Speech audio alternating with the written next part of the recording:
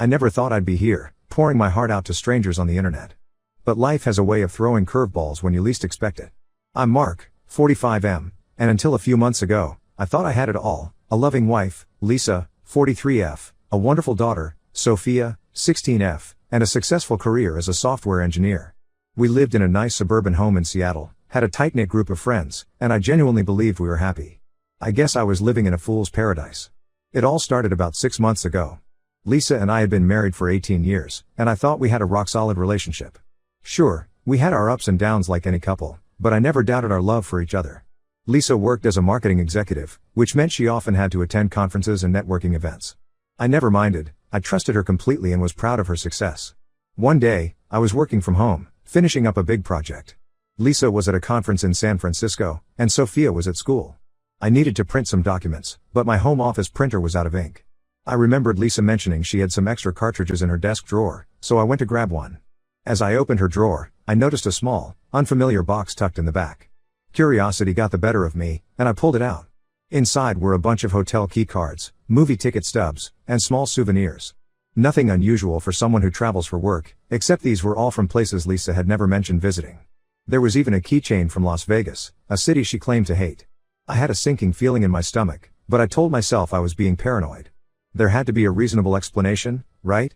I put everything back exactly as I found it and tried to focus on work, but my mind kept wandering back to that box. Over the next few days, I couldn't shake the feeling that something was off.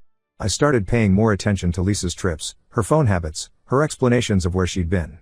Little inconsistencies that I'd never noticed before suddenly seemed glaringly obvious. The way she'd turn her phone face down when I entered the room, how she'd step outside to take certain calls, claiming it was work stuff. I hated myself for it, but I started snooping. I'm not proud of it, but I felt like I was going crazy.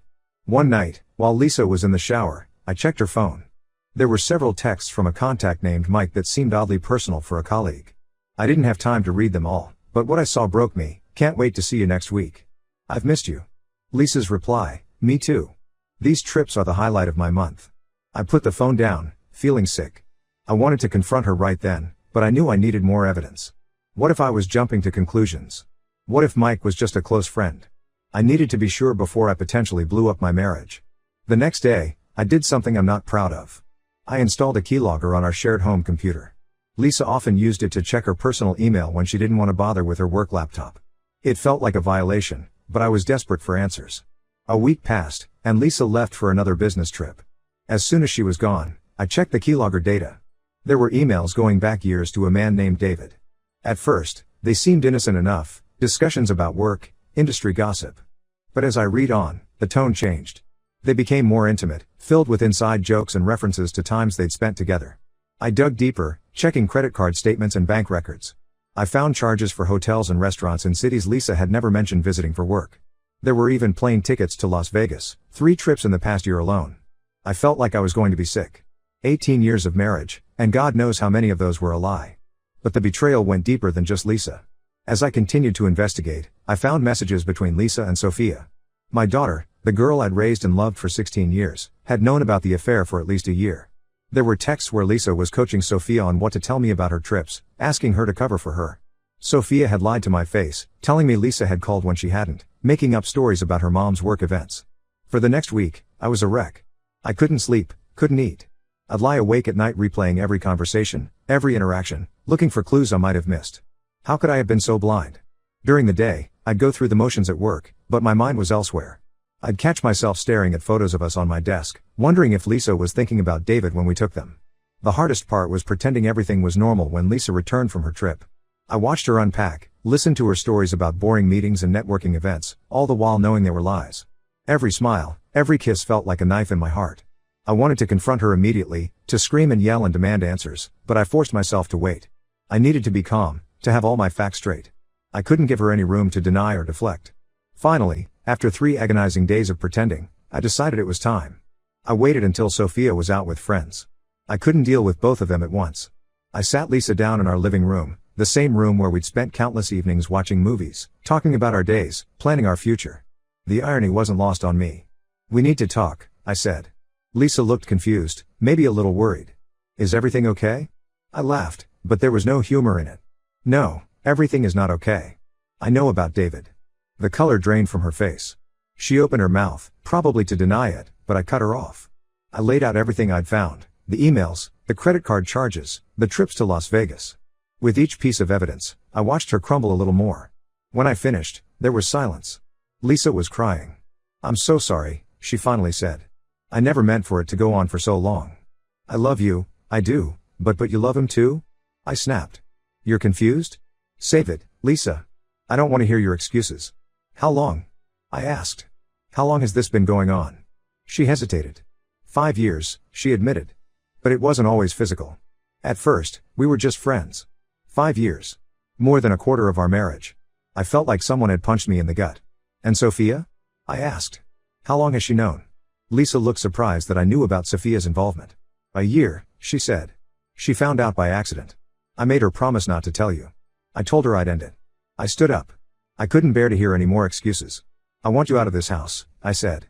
"Go stay with your sister. I'll have divorce papers drawn up." Lisa started sobbing harder. "Please, Mark. We can work this out. I'll end it with David for good this time. I'll do anything. Please don't throw away 18 years of marriage." I laughed again, but there was no humor in it.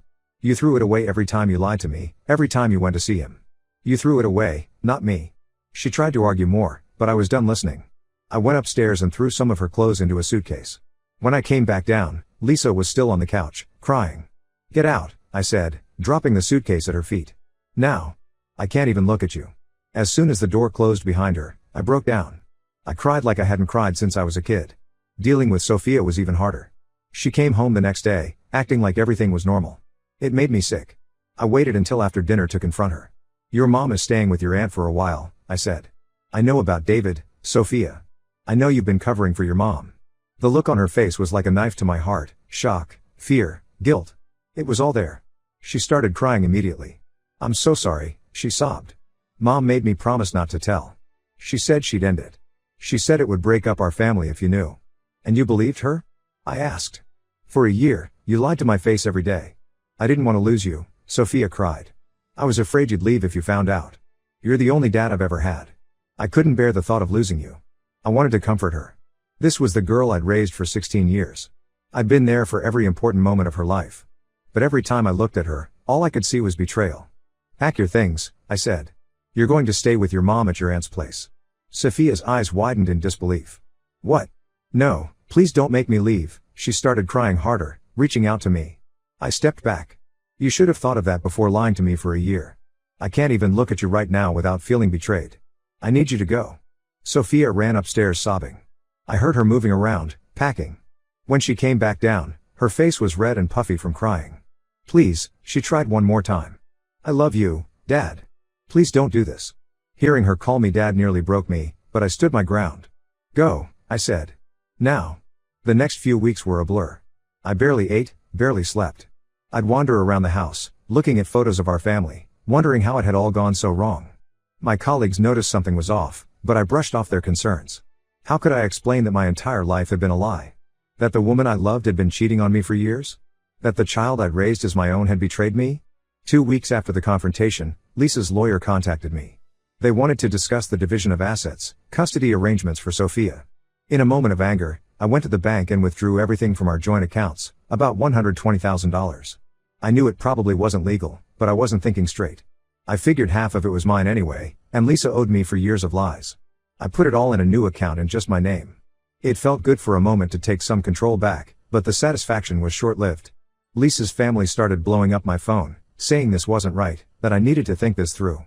Her sister left me a voicemail calling me a heartless bastard for kicking out Sophia. Lisa's parents, who I thought loved me like a son, were threatening legal action over the money. Some of my friends think I went too far, especially with taking the money and kicking out Sophia. They say I'm punishing a kid for an adult's mistake, that I'm letting my anger cloud my judgment. But others think I'm justified, that Lisa and Sophia betrayed me and now they're facing the consequences. My own family is divided on how to react. My parents are supportive, angry on my behalf for how I've been treated.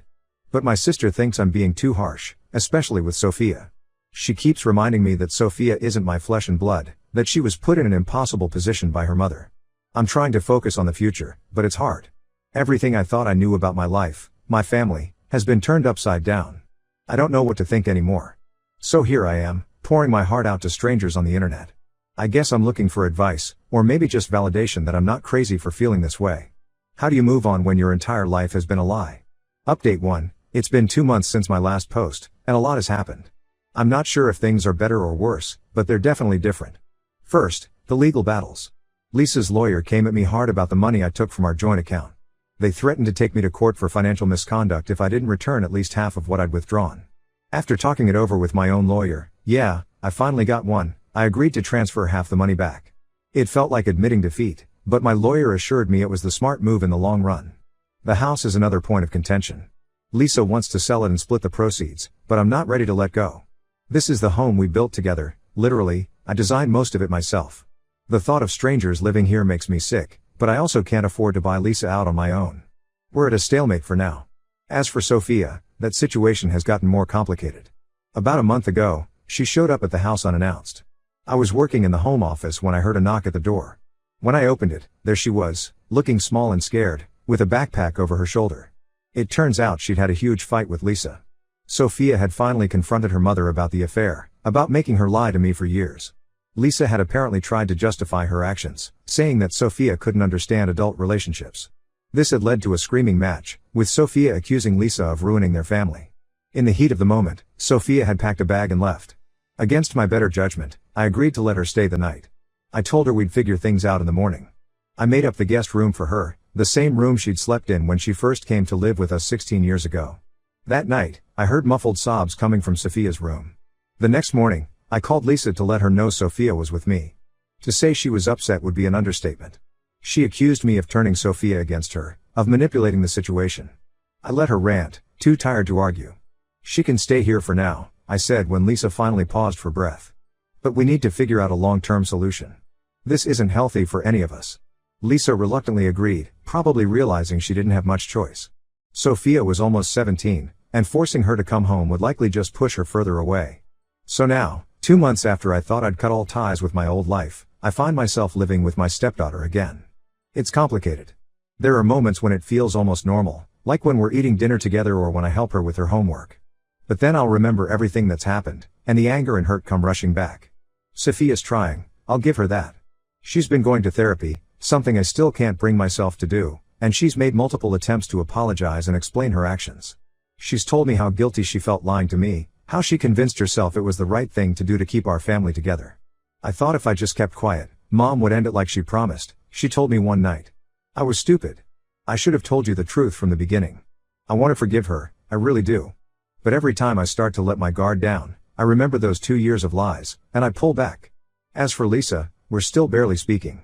Our communication is limited to emails about financial matters and Sophia's well-being. She's made a few attempts to apologize, to explain herself, but I'm not ready to hear it.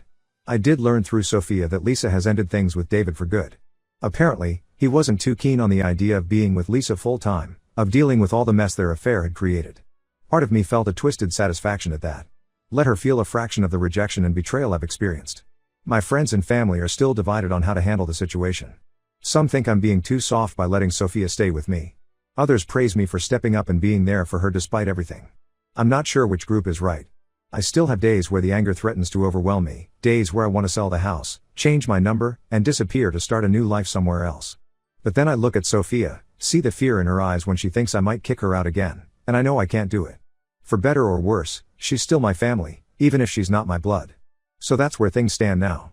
The divorce proceedings are moving forward, slowly but surely. I'm taking it one day at a time, trying to rebuild some semblance of a life from the ashes of my marriage. It's not easy, but I'm trying. That's all I can do for now. Update 2, it's been another 3 months since my last update, and once again, a lot has changed. Some for the better, some. Well, I'm not sure yet. First, the divorce is final. After months of negotiations, arguments, and compromises, Lisa and I are officially no longer married. The house ended up being sold, neither of us could afford to buy the other out, and living there had become too painful anyway. Every room held memories, both good and bad. It was time to let it go. We split the proceeds, which gave me enough to put a down payment on a smaller place closer to my office. Sophia turned 17 last month. We had a small celebration, just the two of us and a cake I picked up from the local bakery. It felt bittersweet. I was proud of the young woman she's becoming, but I couldn't help thinking about all the family birthdays we'd had in the past, before everything fell apart. Our relationship has improved, slowly but surely. The therapy she's been going to seems to be helping. She's more open now, more willing to talk about her feelings and take responsibility for her actions. We've had some hard conversations, but we're also talking about the good times we shared as a family. One night, after a particularly emotional therapy session, Sophia came to me with tears in her eyes. She apologized again, telling me how guilty she felt for lying to me, how she was young and scared but knew that wasn't an excuse. She said she hoped that someday I could forgive her. I hugged her for the first time in months. I'm working on it, I told her, and I meant it. Sophia's relationship with Lisa is still strained. They're talking, but it's clear that the trust between them has been severely damaged. Sophia's been spending most of her time with me, only visiting Lisa on occasional weekends. As for Lisa, well, that's where things get complicated. About a month ago, she reached out asking if we could meet to talk. My first instinct was to refuse, but curiosity got the better of me. Seeing her again was harder than I expected. She apologized again, saying she knew she had no right to ask for my forgiveness, but she wanted me to know how sorry she was, not just for the affair, but for all the lies, for involving Sophia, for throwing away everything we had. She explained that she'd been in therapy since our split. She'd been diagnosed with depression and was now on medication. She talked about how she'd been struggling with feelings of inadequacy and a fear of commitment long before she met David, how the affair had been a way of sabotaging her own happiness because she didn't feel she deserved it. She said she didn't expect anything from me, that she knew she'd lost any right to ask for my trust or forgiveness. She just wanted me to know that she understood the magnitude of what she'd done, and she wanted to thank me for being there for Sophia. We talked for a while longer, about Sophia, about the divorce, about our separate lives now. It was the longest conversation we'd had in months that didn't involve lawyers or financial negotiations. When we finally parted ways, I felt, I'm not sure. Not better exactly, but different. Like something had shifted. Sophia was curious about my meeting with Lisa. When I told her about it, she seemed relieved. She said she was glad her mom was getting help, and maybe someday we could all be in the same room without it being awkward and painful. I'm not sure if that's possible, but I appreciate Sophia's optimism. As for me, I've started dating again. Tentatively. Nothing serious yet, just a few casual dinners with women I've met through friends or work. It feels strange being single again at 45. I'm rusty, awkward, still carrying a lot of baggage from my marriage. But it's nice to be reminded that there might be a future for me that doesn't revolve around Lisa's betrayal. Sophia has been supportive of my dating efforts, even offering to help me set up an online dating profile.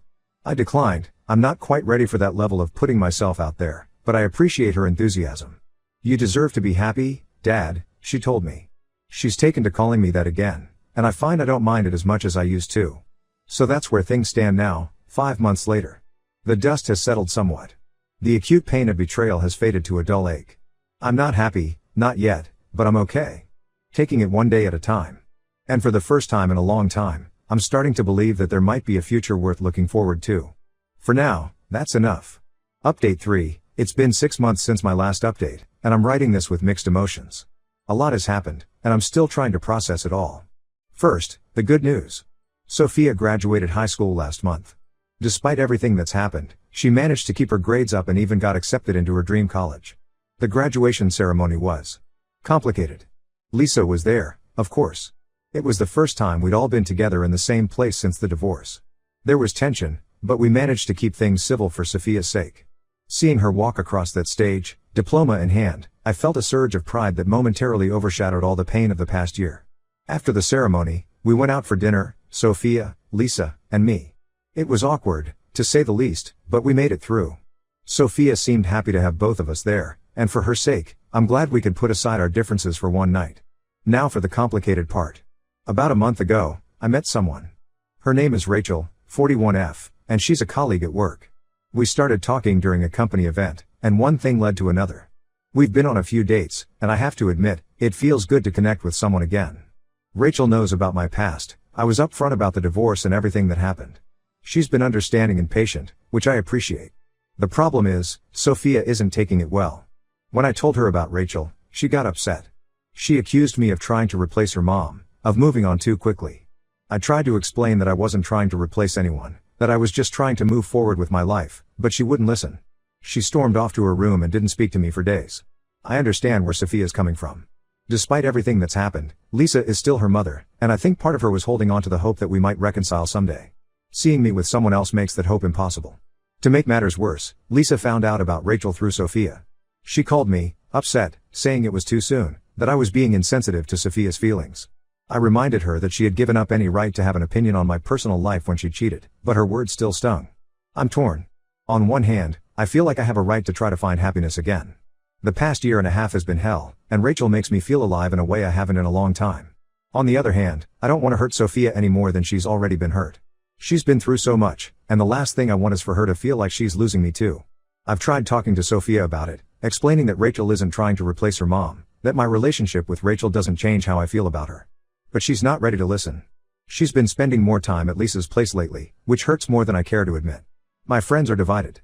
Some think I'm moving too fast, that I should focus on healing myself and my relationship with Sophia before getting involved with someone new.